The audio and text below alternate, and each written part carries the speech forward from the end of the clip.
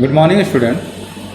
Student, in the last lecture, we have discussed about the issue of debenture at premium and at discount. In this step, today we are going to discuss about the consideration other than cash. This topic is not new for yourself because in the issue of share, you have already studied about the consideration other than cash and their accounting treatment. Student, as you know that all the activities of business cannot be performed in cash, क्योंकि यहाँ पे बहुत सारी ऐसी activities हैं जो cash के साथ साथ क्रेडिट पर भी परफॉर्म की जाती हैं। तो जब कोई भी असेट्स परचेज करने के बदले में कैश से पेमेंट ना करके उसको डिबेंचर से पेमेंट किया जाता हो तो इसको हम कहते हैं कंसिडरेशन अदर देन कैश।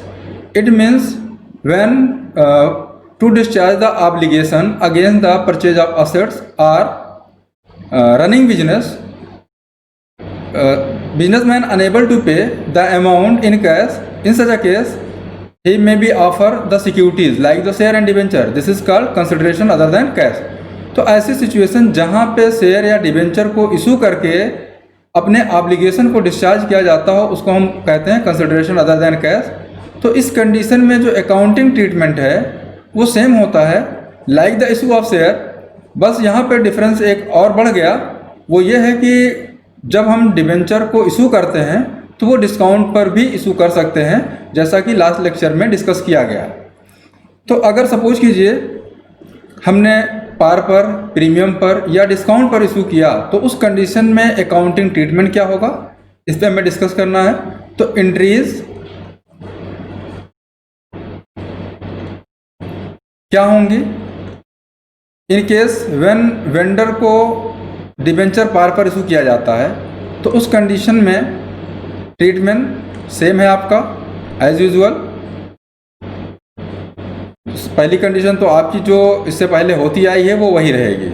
पहली कंडीशन क्या होती है, असेट्स को परचेज करने के लिए। तो आप दिखाएंगे sundry assets account debit to vendors,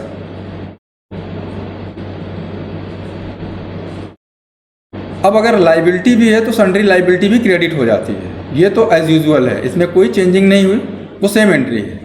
अगर आप पार पे इसको पेमेंट करते हैं तो उस कंडीशन में आप क्या दिखाएंगे, वेंडर्स अकाउंट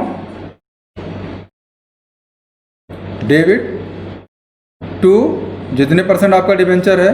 सपोज कीजिए कि हमने 10% डिबेंचर इशू किया तो 10% डिबेंचर्स अकाउंट, ये हो गया। तो इस केस में हमको नंबर ऑफ शेयर निकालने की ज़रूरत नहीं होती है। रीज़न ये है कि फेस वैल्यू हमको पेमेंट करना होता है। सपोज कीजिए कि हमने डिबेंचर परचेज़ किया 3,60,000 का, सॉरी असेट्स हमने परचेज़ किया 3,60,000 का, और ऐसी कंडीशन में हमें 3,60,000 वेंडर को पेमेंट करने हैं। तो ये सेम अमाउंट वेंडर्स के अकाउंट में जाएगा और सेम अमाउंट का हम डिबेंचर इशू करेंगे। तो in this case there are no problem, same treatment आप दिखाएंगे 3,60,000। सपोज कीजिए कि अब हम जो डिबेंचर इशू कर रहे हैं उसको हम प्रीमियम पर इशू कर रहे हों। ये हमारा 1 केस था। केस 2 हम देखते हैं एट प्रीमियम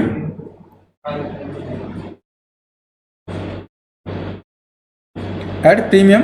तो इस कंडीशन में हम क्या करेंगे, सेम अमाउंट या सेम ऑब्लिगेशन को डिस्चार्ज करने के लिए हम ट्रीटमेंट सेम करेंगे, वेंडर्स अकाउंट डेबिट। लेकिन क्या अभी भी हम उतने ही डिबेंचर इशू करेंगे? ऑब्वियस है नहीं, क्योंकि जब हम प्रीमियम पर इशू करेंगे तो जो डिबेंचर की वैल्यू है वो इंक्रीज़ कर जाएगी। सपोज कीजिए 100 का डिबेंचर है और हम 20% प्रीमियम दे रहे हैं तो 120 हो जाएगी। तो जाहिर सी बात हमें नंबर ऑफ डिबेंचर कम इशू करने पड़ेंगे।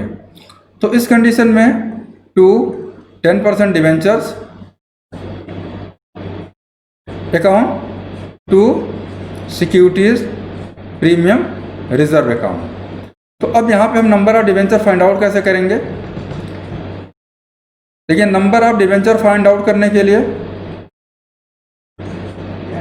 इक्वल यहाँ पे हम दिखाते हैं अमाउंट पेएबल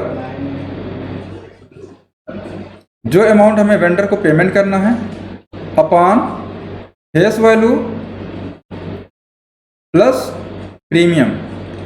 अब सपोज कीजिए कि हमें 3,60,000 का पेमेंट करना है। 3,60,000 divided by face value 100 plus 20 rupees premium, ये हो गया 120।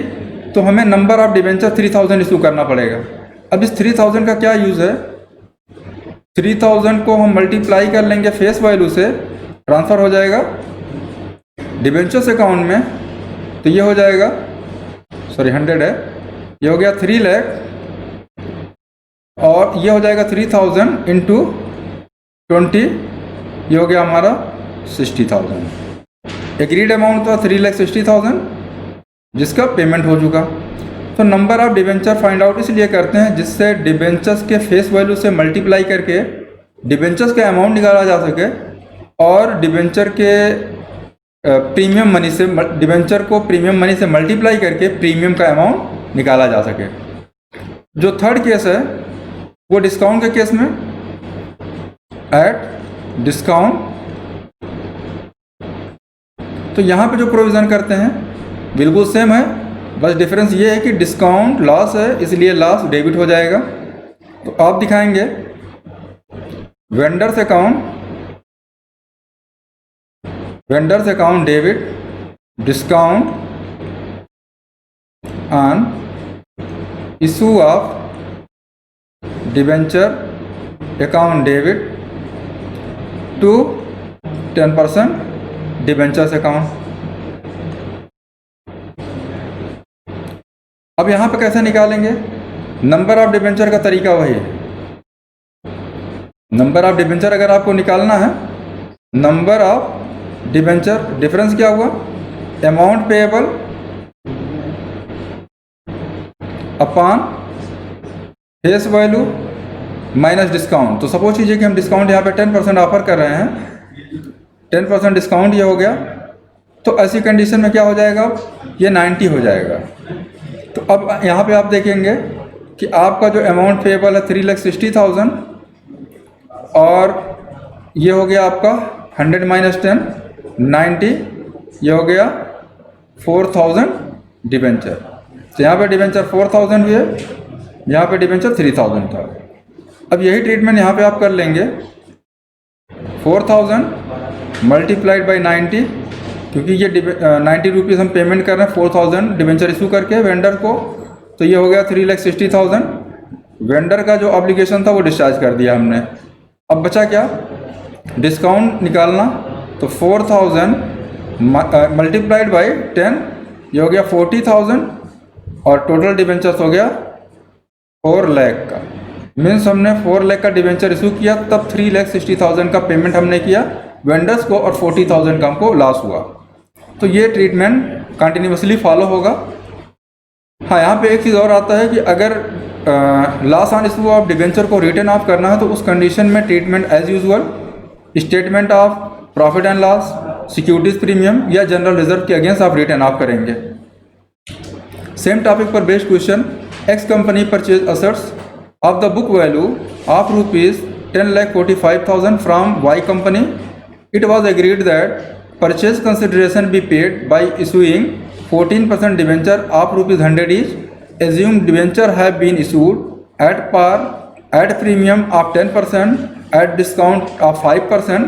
Give necessary journal entries in the book of X company. Discount on issue of debenture is to be written off in the first year itself. तो यहाँ पे देखिए कोई नई चीज़ नहीं है, सारा ट्रीटमेंट एज यूजुअल रहेगा। और ये जो प्रीमियम डिस्काउंट दिया गया है इसके बेसिस पर हम नंबर ऑफ डिवेंचर को निकाल पाएंगे। तो चलिए देखते हैं इसमें ट्रीटमेंट कैसे करेंगे।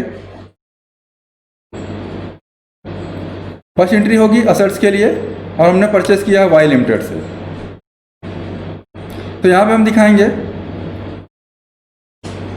Sundry assets account debit. अब सन्ड्री वर्ड हमने यहाँ पे क्यों यूज़ किया, क्योंकि असेट्स स्पेसिफाइड नहीं था। तो जब असेट्स स्पेसिफाइड ना हो तो उस कंडीशन में सन्ड्री वर्ड यूज़ किया जाता है। Sundry assets account debit to Y company. अब ये आपका अमाउंट टोटल 10,40,000 5,000, 10,45,000, ये हो गया असेट्स परचेज, असेट्स परचेज। अब कंडीशन के अकॉर्डिंग अगर हम आए तो केस फर्स्ट ये कहता है कि हमें डिबेंचर पार पर इशू करना है, ऐसे सिचुएशन में कुछ नहीं करना है। Y company debit to 14% debenture account, 14% debenture account, ये 10,45,000 आपने पेमेंट कर दिया।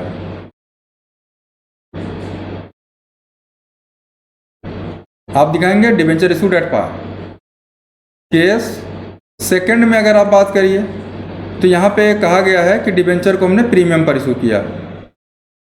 वाई कंपनी डेबिट, हमें 10,45,000 वाई कंपनी को पेमेंट करना है, तो यहाँ पे दो चीज़ों से पेमेंट होगा, 14% डिबेंचर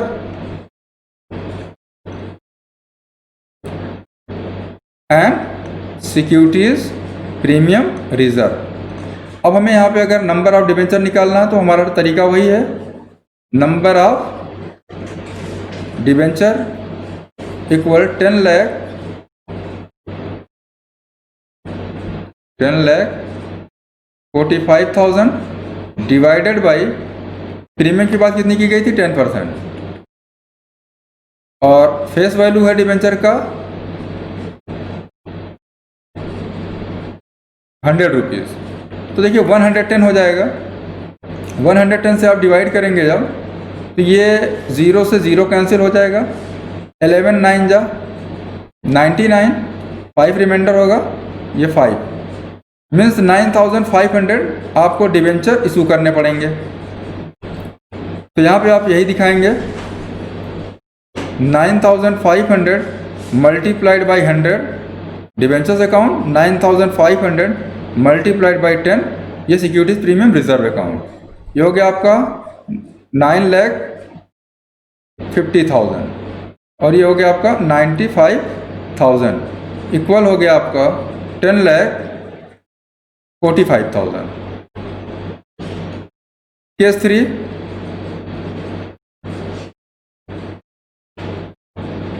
केस 3 में कहा गया है कि आपने डिस्काउंट पर इशू किया। तो देखिए डिस्काउंट के केस में same condition, Y company debit, क्योंकि डिस्काउंट लॉस है इसलिए डिस्काउंट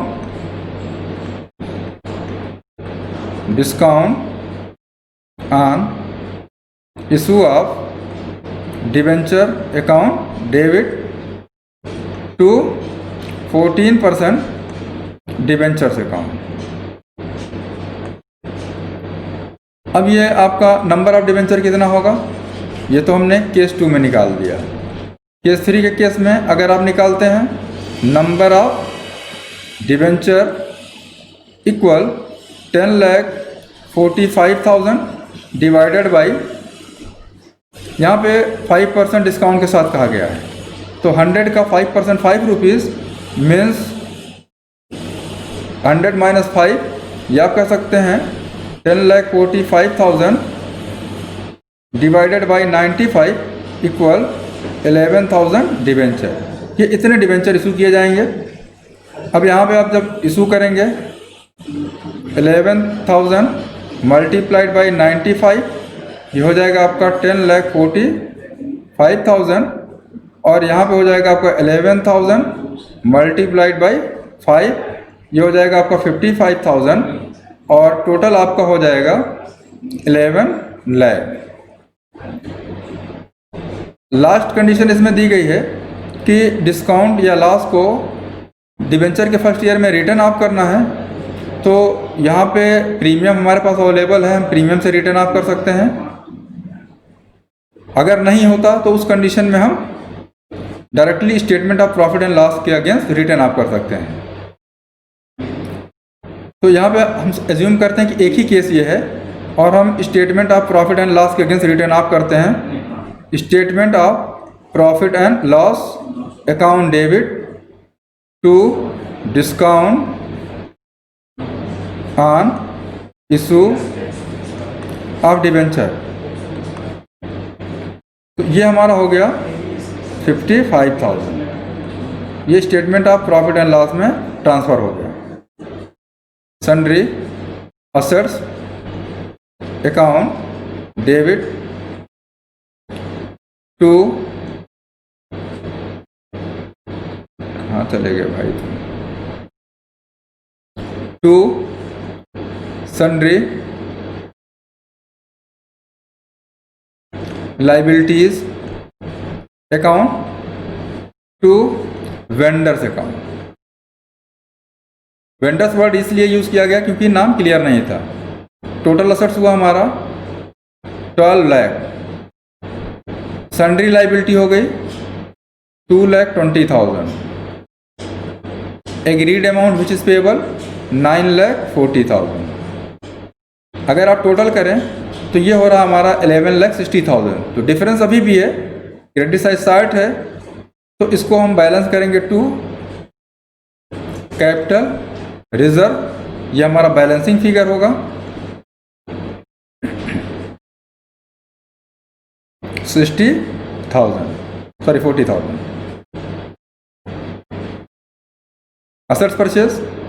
अब यहाँ पे हमें वेंडर को पेमेंट करना है, तो पेमेंट करने के लिए कंडीशन है कि डिबेंचर को हम डिस्काउंट पर इशू करेंगे। वेंडर्स अकाउंट डेबिट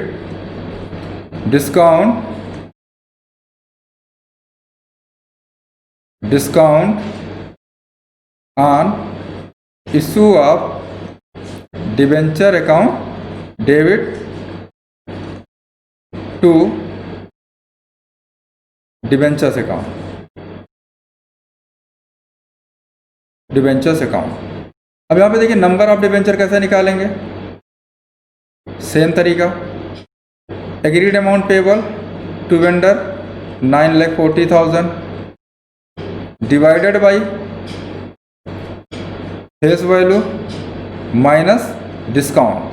तो ये हो गया 9,40,000 divided by 470।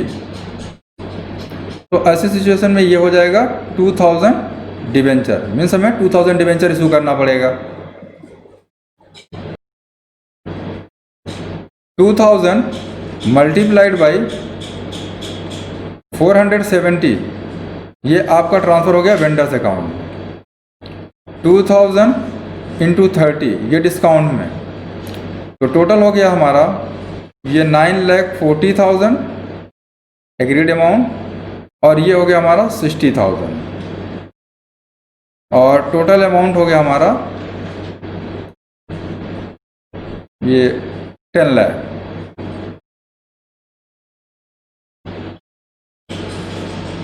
Last entry for writing off discount.